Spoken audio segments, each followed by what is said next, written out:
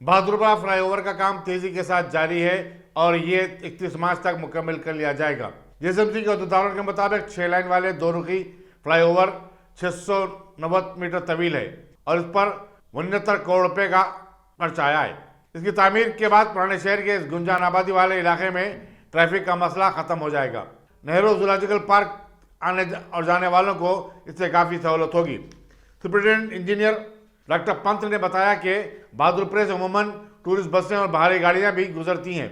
उन्होंने बताया कि फ्लाईओवर की तामीर के लिए 45 जायदादें हासिल की गई और Telangana state southern power distribution को कई बरकी खंभे रास्ते से हटाने पड़े। उन्होंने बताया कि नेहरू जूलॉजिकल पार्क था आरामगढ़ 4.48 किलोमीटर तवील फ्लाईओवर का काम भी तेजी के साथ जारी है।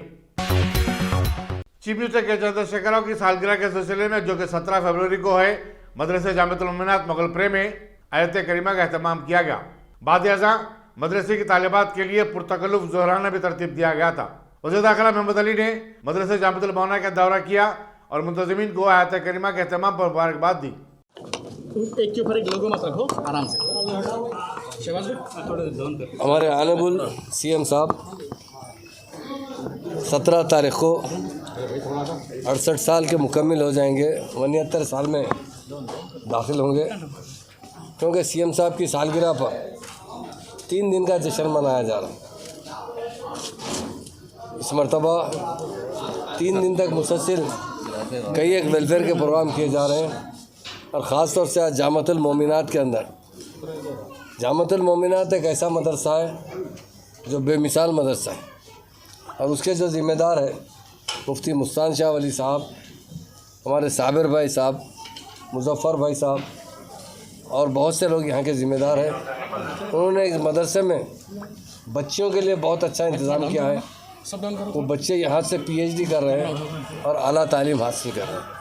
इस मदरसे में आज क्योंकि 15, 16, 17 3 दिन जो है सारे तेलंगाना में खुशियों का माहौल भरा है, तो आज इस दीनी मदरसे में भी मासूम तलबा को दोपहर में लंच का इंतज़ाम किया गया और बिरयानी बनाई गई ख़ास तौर से, और बच्चों में कपड़े भी तकसीम किए गए। यकीनन मैं कई बार इस मदरसे में आता हूँ, मैं जब भी आता हूँ तो बड़ी खुशी होती है और मदरसे के जो ज़िम्मेदार है उनको देखने के बाद मेरी दिली सुकून हासिल होता है, क्योंकि इस मदरसे के ज़िम्मेदार बड़ा दिल और लगन से इन मासूम बच्चों को बहुत अच्छी तालीम दे रहे हैं। उसके लिए मैं इस मदरसे के ज़िम्मेदार जनाब मस्तान शाह वली साहब को और हमारे साबिर भाई साहब को दिल की गहराइयों से मुबारकबाद देता हूँ। उन्होंने ज़िंदगी का बहुत बड़ा हिस्सा इस बच्चियों की खिदमत में लगा दिया।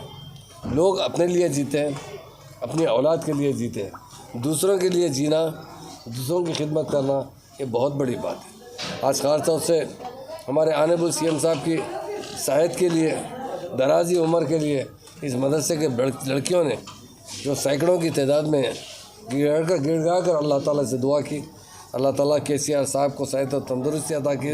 और केसीआर साहब जिस तरह तेलंगाना में नहीं सारे हिंदुस्तान में लड़ रहे हैं सेकुलरिज्म के लिए, आज हमारी स्टेट जो तेलंगाना स्टेट है सारे हिंदुस्तान में इसे एक वेलफेयर स्टेट की तरह जाना जाता है और गंगा जमुना तहजीब की तरह इस स्टेट का शुमार किया जाता है। हिंदुस्तान के हालात आप देख लीजिए और हमारी स्टेट के हालात देख लीजिए, यहाँ बड़ी पुरसुकून ज़िंदगी अता करने वाले पहले तो अल्लाह ताला है, बाद में हमारे चीफ मिनिस्टर है केसीआर साहब, जो रात दिन यही चाहते हैं कि हर लोग चाहे हिंदू हो, मुस्लिम हो, सिख हो, ईसाई हो, वो सब मिलजुल कर रहे हैं। और पहली स्टेट है जहाँ पर रमज़ान को जो है सरकार की तरफ से 15 करोड़ रुपये तकसीम किए जाते हैं और सारे लोगों में मस्जिदों में तनाउल ताम का इंतज़ाम किया जाता है, कपड़े तकसीम किए जाते हैं। उसी तरह दशहरे में किया जाता है, उसी तरह क्रिसमस में किया जाता है। तो हर कौम को बराबर का इंसाफ करने वाले कोई लीडर है। और ख़ास तौर से माइनॉरिटीज़ के बारे में सीएम साहब जब भी उनसे हम जलकर बात करते हैं तो यहाँ के मुसलमानों के बारे में बड़ी फ़िक्रमंद रहते हैं। उन्होंने कहते हैं कि हमारी स्टेट के मुसलमान अच्छी तालीम हासिल करें, दूसरी कौमों की तरह तरक्की करें, हमारे स्टेट के मुसलमान खुशहाल रहे, अच्छी खुशहाल ज़िंदगी गुजारें। इसलिए वो हर अच्छी स्कीम में बराबर का मुसलमानों को भी हिस्सेदार बनाते हैं। देखिए रेजिडेंशियल स्कूल में आज 1,40,000 लड़के और लड़कियां तालीम हासिल कर रहे हैं। जितने डबल बेडरूम बनाए जा रहे हैं, जहाँ जो परसेंटेज में मुसलमान हैं उसके हिसाब से उनको दिया जा रहा है। ख़ास तौर से हमारे इमाम और मौज़न हज़रात जो सारे तेलंगाना में इमामत करते हैं, अल्लाह के महबूब बंदे हैं, वो उन्हें कोई देखने वाला नहीं था। सीएम साहब ने 5,000 रुपये का हर एक के लिए हदिया मुकर्रर किया गया। आज 10,000 लोगों को हदिया दिया जा रहा है। इसमें 2-3 हज़ार लोग पेंडिंग है, वो भी बहुत जल्द उसे भी दिया जाएगा। तो सीएम साहब यही चाहते हैं कि हर मज़हब के लोग अपने अपने मज़हब पर चलें और अच्छी सी ज़िंदगी गुजारें। उसके लिए अल्लाह ताला से हम दुआ करते हैं कि केसीआर साहब को दराज़ी उम्र दे, ताकतवर बनाए। आज सारे हिंदुस्तान में वो एक ही लीडर है, सारे हिंदुस्तान के फ़िरका परस्त लोगों से मुकाबला कर रहे हैं कि क्यों लोगों को, मुसलमानों को टारगेट बनाया जाता है। हम अगर हमारी बच्चियाँ हिजाब पहनती है तो लोगों को परेशानी है, हमारे लोग दाढ़ी रखते हैं लोगों को परेशान है, हमारे लोग शेरवानी पहनते हैं लोगों को परेशान है। ये तो गलत तरीक़ा है। हिंदुस्तान एक सेकुलर मुल्क है, यहाँ पे हर कौम के लोग रहते हैं, सभी को जीने का हक़ है, सबको तरक्की करने का हक़ है। ऐसे लीडर की हम अल्लाह ताला से दुआ करते हैं, अल्लाह ताला उनकी हिफाजत करे और उन्हें आगे बढ़ाए। उनकी जो मुहिम है हिंदुस्तान में सेकुलरिज्म लाने का, अल्लाह ताला उसमें कामयाबी अता करे। ख़ास तौर से दारतुल मोमिनात ने, यहाँ की लड़कियों ने ख़ास तौर से उनके लिए दुआ की है। अल्लाह ताला उस दुआ को कबूल करे। और मैं दिल ज़िम्मेदारों से जामतुल मोमिनात के हमारे मस्तान शाह वली साहब का और हमारे साबिर भाई साहब का और दूसरे मेंबरान का दिल की गहराइयों से शुक्रिया अदा करता हूँ। वो हमेशा हमारे लोगों की, हमारे लिए, हमारी स्टेट की तरक्की के लिए यहाँ से दुआ करते हैं। यहाँ पर मासूम बच्चे जो तालीम हासिल कर रहे हैं, ये बहुत अच्छी तरीके से कई बच्चे यहाँ PhD करें। अल्लाह से मैं भी दुआ करता हूँ अल्लाह ताला जामतुल मोमिनात को एक बड़ी यूनिवर्सिटी की शक्ल में आगे बढ़ाए, ताकि हमें देखने पर बहुत तो खुशी होती है जब यहाँ आते हैं। तो यहाँ के बच्चों को देखने के बाद, इन लोगों की ज़िम्मेदारों की खिदमत देखने के बाद हम भी अल्लाह से दुआ करते हैं अल्लाह ताला इनकी मेहनत को कबूल फरमाए और इस स्कूल को जो दालतुल मोमिनात है, इस स्कूल को आगे बढ़ाए, एक अच्छी यूनिवर्सिटी हो। इसमें आज भी सैकड़ों की तादाद में, कल हज़ारों की तादाद में बच्चे यहाँ से तालीम हासिल करके एक अच्छी ज़िंदगी गुजारे, यही हमारी दुआ है। सब तेलंगाना सरकार, हमारे CM साहब बाज़ाब्ता हिंदुस्तान के कई चीफ मिनिस्टरों से बात कर रहे हैं। हिंदुस्तान अगर सेकुलर रहेगा तो कायम रहेगा। हिंदुस्तान में फ़िरका परस्ती बढ़ जाएगी तो यहाँ के लोगों का जीना मुश्किल हो जाएगा। CM साहब ने कल एक बहुत अच्छी बात की, क्या कोई आदमी अफ़गानिस्तान में जाकर कोई कारोबार शुरू करता है? क्यों नहीं करता? कि वहाँ सेफ्टी और सिक्योरिटी नहीं है। हमारी स्टेट में इतना सुकून है, इतने इंडस्ट्रीज़ है। इस साल इस कोरोना के बावजूद भी, इतनी हिंदुस्तान में परेशानी के बावजूद भी हमारे बजट में 30,000 करोड़ का इजाफा हुआ। ये खुद एक साइन है, जहाँ अमन रहता है वहाँ सुकून रहता है, सब लोग तरक्की करते हैं।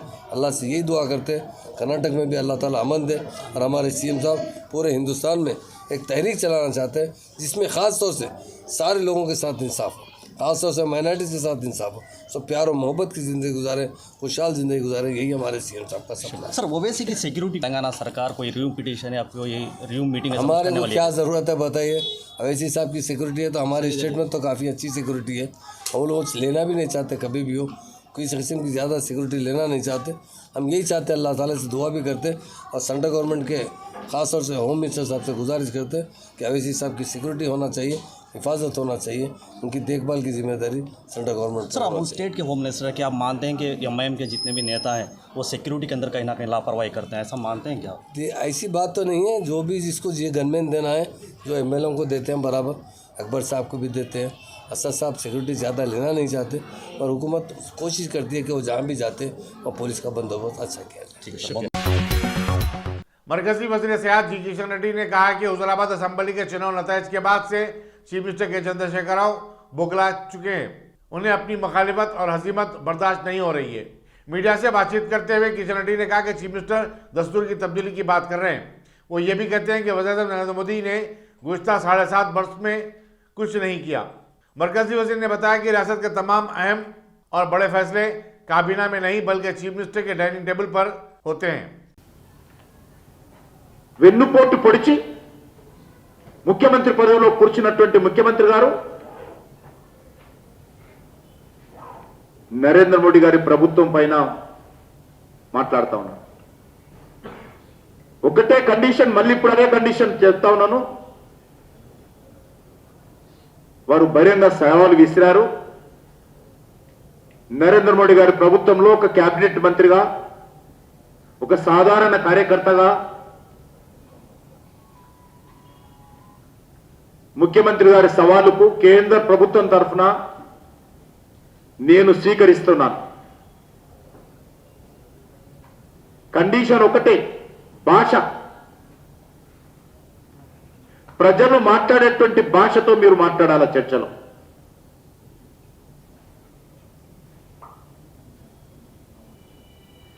సీనియర్ పాత్రికేయులు వాళ్ళ సమక్షంలో ఈ చర్చ జరగాలి. తెలంగాణ సమాజం అంతా కూడా చర్చ చూడాలి.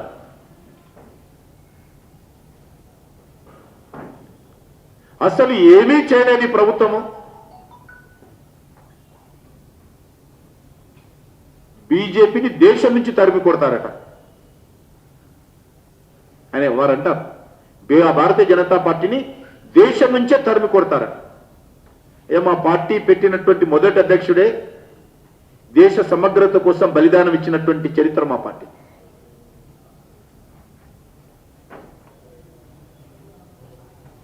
మాది నేషన్ ఫస్ట్ పార్టీ. మా పార్టీకి దేశమే ముఖ్యమో, వ్యక్తులు కానీ కుటుంబాలు ముఖ్యం కాదు. మీ పార్టీకి మీరు ముఖ్యమో, మీ కుటుంబ సభ్యులు ముఖ్యమో, మీకు అధికారం ముఖ్యమో. భారతీయ జనతా పార్టీని భారతదేశం నుంచి తరిమి కొట్టేటువంటి శక్తి ఈ భూప్రపంచంలో ఎవరికీ లేదు. మేము ఈరోజు అధికారంలో ఉండొచ్చు, రేపు ఉండకపోవచ్చు. గతంలో 2 స్థానాలతోటే మేము ఈ దేశంలో పార్టీని కొనసాగించాము, ప్రజా సమస్యల మీద పోరాటం చేశాము. ఈరోజు ప్రజల యొక్క ఆశీస్సులతో మేము పూర్తి స్థాయి మెజార్టీతో అధికారంలో ఉన్నాం. ప్రజలు ఏ తీర్పు ఇచ్చినా శిరసావహిస్తాం. కానీ మాది కుటుంబ పార్టీ కాదు, మాది డైనాసిటీ పార్టీ కాదు, మాది ఫ్యామిలీ పార్టీ కాదు, మాది ప్రైవేట్ లిమిటెడ్ పార్టీ కాదు, మాది డెమోక్రటిక్ పార్టీ. ఈరోజు మా పార్టీకి అధ్యక్షుడిగా జగత్ ప్రకాష్ నడ్డా గారు ఉన్నారు. రేపు ఎవరు అధ్యక్షుడు అవుతారో ఈ భూప్రపంచంలో ఎవరు చెప్పలేరు. కానీ మీ పార్టీకి మీరు అధ్యక్షులు, మీ కుమారుడు పనిచేసే అధ్యక్షుడు. మీ నిర్ణయాలన్నీ కూడా డైనింగ్ టేబుల్ మీద నిర్ణయం అవుతాయి, कैबिनेट मीटिंग లో నిర్ణయం కావు. सदर तेलंगाना प्रदेश कांग्रेस कमेटी और रुकन पार्लियामेंट रेवंत रेड्डी ने कांग्रेस के रुकन पार्लियामेंट कोमटिरेड्डी वेंकट रेड्डी से उनकी रिहायशगाह पर मुलाकात की और कहा कि इन दोनों ने रियासत में पार्टी को मुस्तकम बनाने के लिए काम करने का फैसला किया है। उन्होंने कहा कि चीफ मिनिस्टर के चंद्रशेखर के मुखालिफ कांग्रेस बयानात प्रशांत किशोर की मां पर दिए जा रहे हैं। उन्होंने रियासती हुकूमत से मुतालबा किया कि इंतखाबात में किए गए अपने वादों को पहले पूरा करके दिखाए। उन्होंने चीफ मिनिस्टर से कहा कि वो कम से कम अपनी सालगिरह के मौके पर मुलाजमतों से मुतालिक एलामिया जारी करे। మీకు అందరికీ తెలుసు, కోమటిరెడ్డి సోదరులు ముఖ్యంగా కార్యకర్తలందరూ ప్రేమగా పిలుచుకునే వెంకన్న విద్యార్థి నాయకుడిగా, యువజన నాయకుడిగా, కాంగ్రెస్ పార్టీ శాసనసభ్యుడిగా, మంత్రిగా, ఈరోజు పార్లమెంట్ సభ్యుడిగా తెలంగాణ రాష్ట్రంలో పార్టీ యొక్క అభ్యున్నతిలో భాగస్వామి అవ్వడమే కాకుండా తెలంగాణ రాష్ట్ర సాధనలో అత్యంత కీలక పాత్ర పోషించి అందరూ పదవుల కోసం పాకులాడితే కొండా లక్ష్మణ్ బాపూజీ తర్వాత కాంగ్రెస్ పార్టీ తరఫున ఉన్న మంత్రి పదవి రాజీనామా చేసి కేసీఆర్ గారు పదే పదే పదవులను గడ్డిపోసుతో సమానంగా ఇసిరేసినామన్నాడు. ఇసిరేసిన 3 నెలలకు మళ్ళీ ఆయనే పోయి ఎతికి అది తెచ్చుకొని ఇంట్లో పెట్టుకున్నాడు ఆ పదవి. ఎప్పుడు రాజీనామాలు చేసినా మళ్ళా ఎన్నికల సెలక్షన్స్ కలెక్షన్స్ కోసం రాజీనామాలు చేసి రాజకీయ ప్రయోజనం పొందిండు కేసీఆర్ కుటుంబం. కానీ మిత్రుడు కోమటిరెడ్డి వెంకటరెడ్డి గారు మంత్రికి ఒకసారి రాజీనామా చేసిన తర్వాత తెలంగాణ రాష్ట్రం వచ్చే వరకు తిరిగి మంత్రి పదవిని ఆశించకుండా తెలంగాణ ఉద్యమంలో చనిపోతున్న పిల్లలకు కుటుంబాలకు అండగా నిలబడి తెలంగాణ రాష్ట్ర సాధనలో అత్యంత కీలక పాత్ర పోషించడం మీకు అందరికీ తెలుసు. మీరే సజీవ సాక్షి, ప్రత్యక్ష సాక్షులు ఇక్కడ ఉన్న పాత్రికేయ మిత్రులు చాలామంది. వెంకన్న నల్గొండ టౌన్లో నిరవధిక నిరాహార దీక్ష చేసి దాదాపుగా వారి ఆరోగ్యం దెబ్బతిని 17-18 కేజీలు ఆయన వజన్ తగ్గి కిడ్నీలు దెబ్బతినే పరిస్థితిలో పోలీసులు అరెస్టు చేసి తీసుకొచ్చి హాస్పిటల్లో చేర్పించారు. కానీ అదే కేసీఆర్ దీక్ష పేరు మీద నిజాం ఆసుపత్రిలో పడుకొని ఇడ్లీలు తింటూ సెలైన్లు ఎక్కించుకుంటూ మీద నాటకాలు చేసి తెలంగాణ సాధించిన ఉద్యమకారుణ్ణి చావు నోట్లో తలపెట్టి తెలంగాణ తెచ్చినా అంటున్నాడు. సరే, ఒక పక్కన వెంకన్న చేసిన త్యాగాలు కానీ కేసీఆర్ గారు చేసిన త్యాగాలను రెండింటిని పక్కన రాసి చూస్తే నిజంగా తెలంగాణ కోసం చిత్తశుద్ధితో ఎవరు చేసిండ్రో తెలంగాణ సమాజానికి నిరుద్యోగ యువతకు అర్థమైంది. ఈ సందర్భంగా మేము భవిష్యత్ కార్యాచరణ మీద తెలంగాణ ప్రజల కోసం ఏ విధానాలతో ముందుకెళ్లాలనే అంశాల మీద లోతుగా చర్చించుకున్నాం. ఈ అంశాలను పార్టీలో ఉండే ముఖ్య నాయకులతో పంచుకొని భవిష్యత్ కార్యాచరణ నిర్ణయించుకోవాలనుకున్నాం. దీంట్లో ప్రధానంగా తెలంగాణ రాష్ట్రం ఇచ్చిన దేశ స్వతంత్రం కోసం కొట్లాడి దేశ స్వతంత్రాన్ని సాధించి 16 సంవత్సరాలు 15 సంవత్సరాలు జవహర్లాల్ నెహ్రూ గారు కారాగార శిక్ష అనుభవించారు. శ్రీమతి ఇందిరాగాంధీ గారు 32 తూటాలతో AK-47 తూటాలు 32 తూటాలు గుండెల్లో దిగి తన రక్తాన్ని చిందించి దేశాన్ని సమైక్యంగా ఉంచడానికి ప్రాణత్యాగం చేశారు.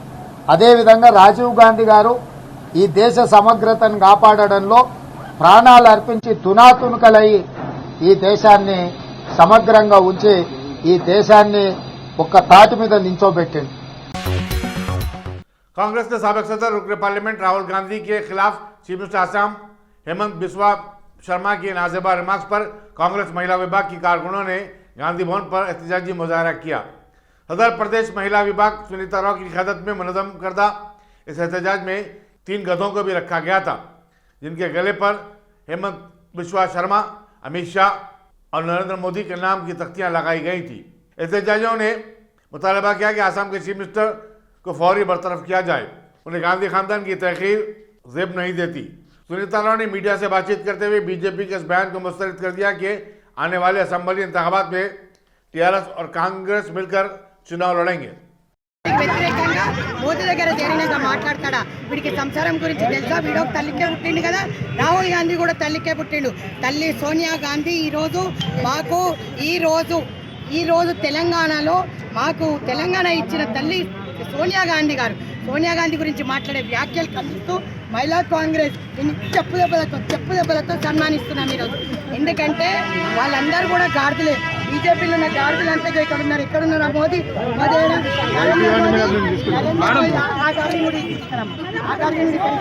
వీళ్ళందరూ బీజేపీలో ఉన్న వాళ్ళందరూ గాడిదలని మేము మళ్ళీ ఒకసారి తెలియజేస్తున్నాం. ఎందుకంటే పురాతాలు మర్చిపోయి ఏ తల్లికి పుట్టిందో ఆ తల్లి గురించి తప్పుడుగా మాట్లాడినందుకు ఈరోజు కాంగ్రెస్ పార్టీలో మహిళా కాంగ్రెస్ నిరసన చేపట్టింది. ఏ విధంగా మాట్లాడతాడు ఒక తల్లి గురించి? వాడు పుట్టింది ఒక తల్లే, వాడు సంసారం చేస్తుందో పిల్లంతో. రాహుల్ గాంధీ తల్లిని కించపరిచినందుకు వాడి తల్లిని మేము కించపరచవచ్చు, కానీ మేము పరచం. మహిళలం కాబట్టి రెస్పెక్ట్ ఇస్తాం, కానీ రెస్పెక్ట్ అనేది లేకుండా గాడిదలాగా తయారైనందుకు పిల్లను చెప్పు దెబ్బలతో సన్మానిస్తున్నాం. మహిళా కాంగ్రెస్. चीफ मिनिस्टर के चंद्रशेखर राव की 68वीं सालगिरह के सिलसिले में जो कि 17 फरवरी को मनाई जाएगी, तेलंगाना राष्ट्र समिति की तलबा तंजीम ने मलकपेट में वाक़े बसरी व समई माजूरीन के लिए एक तकरीब मुनक़िद की। इस मौके पर तलबा तालिबात के लिए जोराने का इंतजाम किया गया था। चीफ मिनिस्टर के फर्जंद और रियासती वजीर KT रामाराव की अपील पर रियासत भर में चीफ मिनिस्टर की सालगिरह तकरीब 3 दिन तक मनाई जाएंगी, जिसका आज से आगाज़ हो गया। TRS की तलबा तंजीम के नायब सदर के स्वामी यादव ने बताया कि चीफ मिनिस्टर के चंद्रशेखर राव ने जिस्मानी माजूरीन की फलाह बहबूद के लिए कई स्कीमों का आगाज़ किया है। 17వ తారీఖు రోజున రాష్ట్ర అభివృద్ధి ప్రదాత, నాటి ఉద్యమ నేత, నేటి తెలంగాణ రాష్ట్ర ముఖ్యమంత్రి వర్యులు అయినటువంటి గౌరవనీయులు నాకు దైవ సమానులు అయినటువంటి ముఖ్యమంత్రి కేసీఆర్ గారి జన్మదినం పురస్కరించుకొని ఈరోజు టీఆర్ఎస్ పార్టీ పిలుపు మేరకు మా వర్కింగ్ ప్రెసిడెంట్ కేటీఆర్ గారి పిలుపు మేరకు ఈరోజు మలక్పేటలోని బదిరుల పాఠశాలలో అన్నదాన కార్యక్రమం నిర్వహించడం జరిగింది. అదేవిధంగా ఈరోజు భగవంతుని నిండు నూరేళ్లు ఆయుష్ ప్రసాదించాలని, ముఖ్యమంత్రి గారిని ఆయుష్యాలతో నిండు వృద్ధిల్లాలని కోరుకుంటూ రాష్ట్రాన్ని మరింత అభివృద్ధి పథంలో ముందు తీసుకోవాలని కోరుకుంటూ సెలవు తీసుకుంటున్నాను. कराटे की स्टेट चैंपियन सैयदा फलक ने हिजाब पर जारी तनाज़े पर तबसरा करते हुए कहा कि हिजाब मुस्लिम खवातीन का बुनियादी और जमहूरी हक है। मीडिया से बातचीत करते उन्होंने कहा कि दस्तूर में हर शहरी को अपनी मर्जी के कपड़े जेबतन करने की इजाज़त हासिल है, चुनांचे दस्तूरी हक से किसी को भी महरूम नहीं किया जा सकता। उन्होंने कहा कि हिजाब को लेकर मुल्क में नफरत फैलाई जा रही है और मुस्लिम तालिबात को उनके तालीम के बुनियादी हक से महरूम रखने की भी साजिश की जा रही है। अस्सलाम वालेकुम वरहमतुल्लाहि वबरकातुहू। कर्नाटका में जो स्कूल कॉलेजेस में हिजाब बैन करने की कोशिश की जा रही है, मैं आप लोग को बता दूं कि ये आर्टिकल 14, आर्टिकल 21, आर्टिकल 25 का वॉयलेशन है। हमसे हमारे हक छीने जा रहे हैं, ये हमारे कॉन्स्टिट्यूशनल राइट्स छीने जा रहे हैं, जबकि कॉन्स्टिट्यूशन में फ्रीडम ऑफ चॉइस है, फ्रीडम ऑफ रिलीजन है और कॉन्स्टिट्यूशन के हिसाब से, संविधान के हिसाब से सब बराबर है। तो लेकिन मुसलमानों पे जुल्म हो रहा है, मुसलमानों के साथ डिस्क्रिमिनेशन किया जा रहा है, क्योंकि हम माइनॉरिटी है लेकिन हम इस मुल्क में किराएदार नहीं, हम हिस्सेदार हैं। तो अब हम बराबरी की लड़ाई लड़ेंगे। हम सबको चाहिए कि हम इसके ख़िलाफ़ आवाज़ उठाएं। और हिजाब जो है मेरी बहनों, हिजाब हमारा हक़ है, हिजाब हमारा गुरूर है, हिजाब हमारी इज़्ज़त है, हिजाब हमारी हिफाजत करता है। मैं आप लोगों को बोल दूं, मैं भी पहले हिजाब नहीं करती थी। मैं 2 साल से सर पे दुपट्टा पहन रही हूँ और अब मैंने हिजाब शुरू किया क्योंकि अल्लाह ने मुझे हिदायत दिया। को आप चाहे आप लोग अगर हिजाब नहीं भी पहनती हो तो हमें कहीं ना कहीं मालूम है कि ये हमारे इस्लाम में ज़रूरी है, ये चीज़ गलत नहीं है, ये इस्लाम में कंपलसरी है। तो जो हिजाब पहनते हैं, नहीं पहनते हैं, जो भी पहनते हैं, मैं मेरी सभी हिंदुस्तान की माँ और बहनों से रिक्वेस्ट करना चाहूँगी कि आप चुप मत रहो, आप अपनी आवाज़ उठाओ, आप जमहूरी तरीके से लड़ो। क्योंकि ये संविधान हमें इजाज़त देता है, हम जमहूरी तरीके से इसके ख़िलाफ़ लड़ सकते हैं जो हमारे रूल्स को वायलेट किया जा रहा है। और असदुद्दीन ओवैसी साहब, अल्लाह उनको लंबी उम्र दे, उनके ऊपर अटैक हुआ उसके बाद भी वो जो है ना बिना डरे बिना खौफ हमारे कौम के लिए लड़ रहे हैं, आवाज़ उठा रहे हैं। और हमारे इस्लाम को जो ह्यूमिलिएट किया जा रहा है, जो हिजाब को गलत बोला जा रहा है, इसीलिए उन्होंने बयान दिया।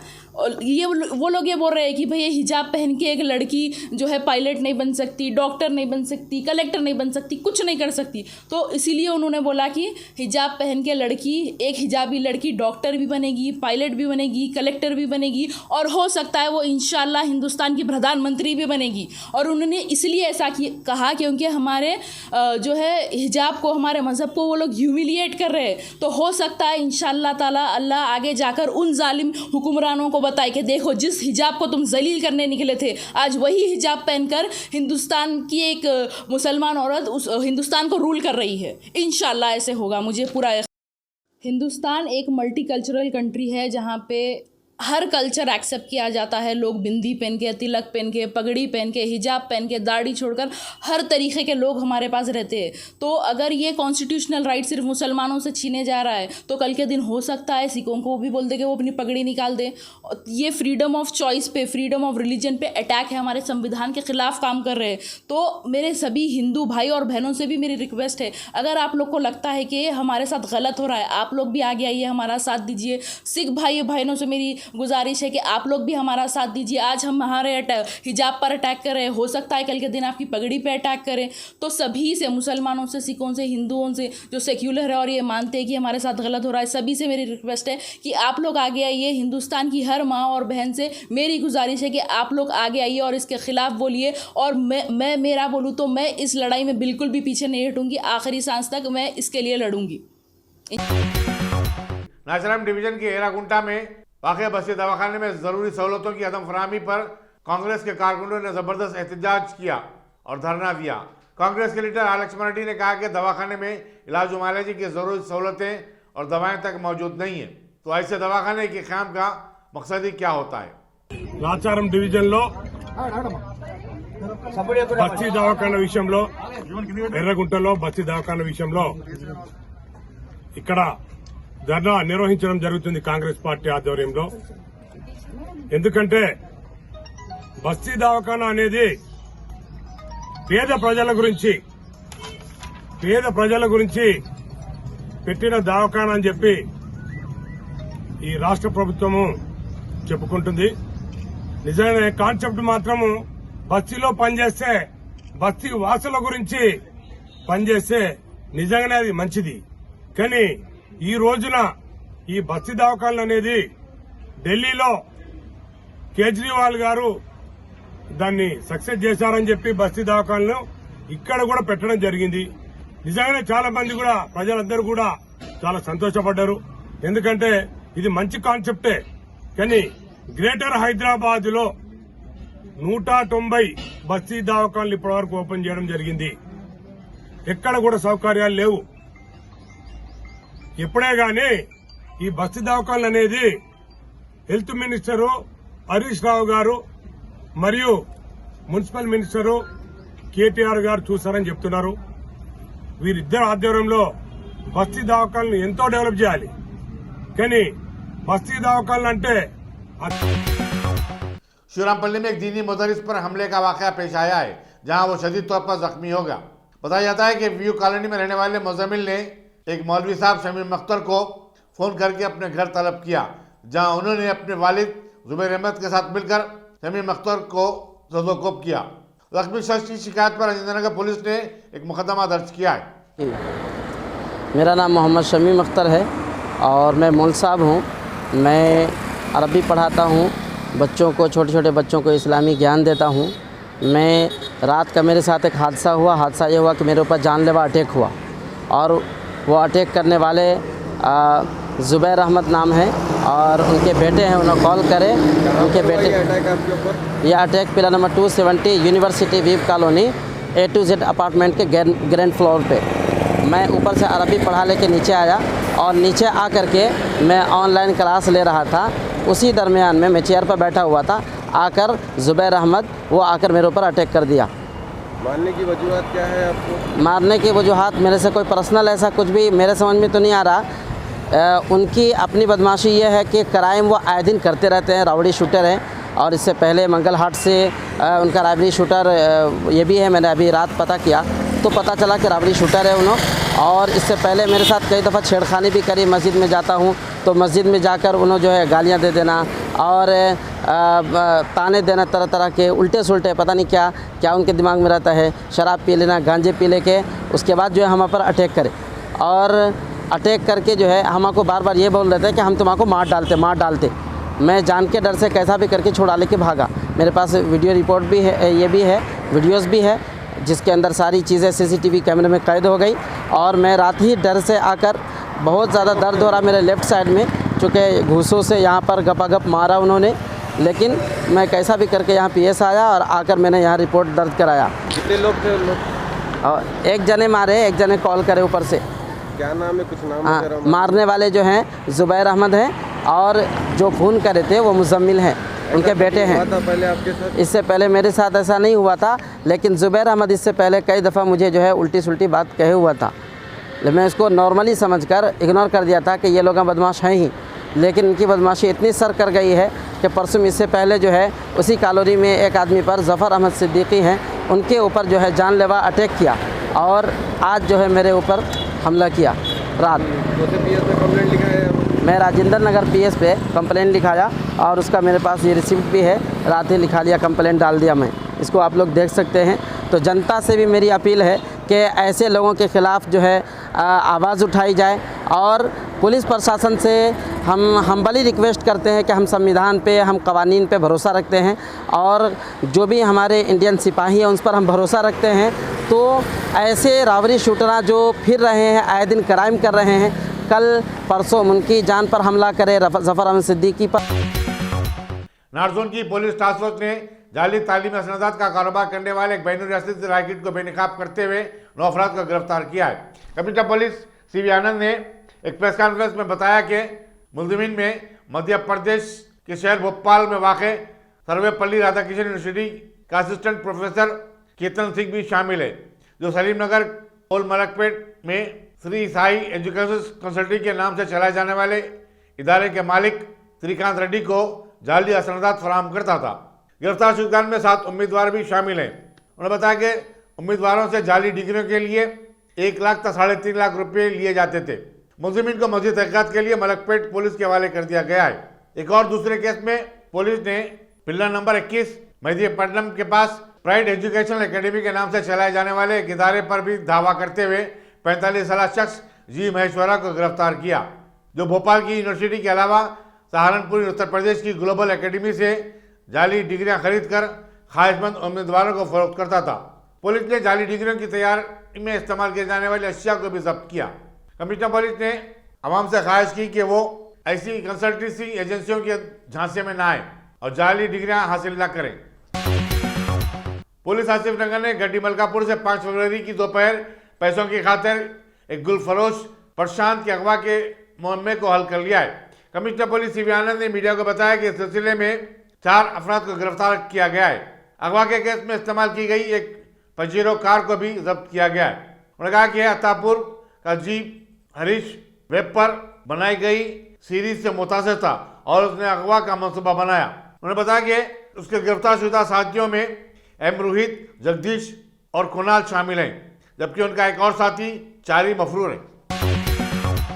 मुल्क में गुज़श्ता 24 घंटे के दौरान कोरोना वायरस के 27,409 नए केसेस दर्ज हुए हैं, जबकि इसी मुद्दत के दौरान 347 नई अमवात हुई हैं। मरकजी वजारत सेहत के प्रश्न में बताया गया कि ओमिक्रॉन वेरिएंट के बाद मुल्क में गुज़श्ता साल शुरू हुई कोविड-19 की तीसरी लहर की केसेस में अचानक इजाफा हो गया था, लेकिन अब इनमें बड़ी कमी आई है।